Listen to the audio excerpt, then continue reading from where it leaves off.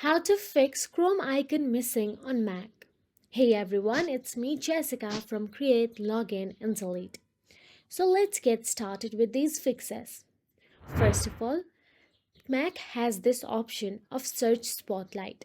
All you have to do is press Command key and spacebar together, and there you will get to see Spotlight search on your screen available. Now simply type down Chrome. If Google Chrome is available, then drag it to the desktop to restore this icon. Simply tap on it and drag it to the desktop. It might take few moments to restore your Google Chrome icon on the desktop. Wait for it.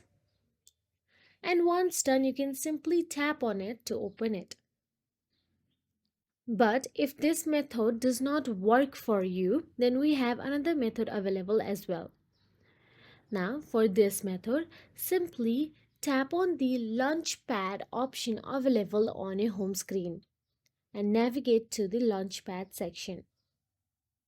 Now, once inside the Launchpad, all you have to do is search for the Google Chrome app inside it. Once you find the Google Chrome app, simply tap on it and drag it to the dock to restore the icon. You can place it wherever you want according to your preferences. And that is it.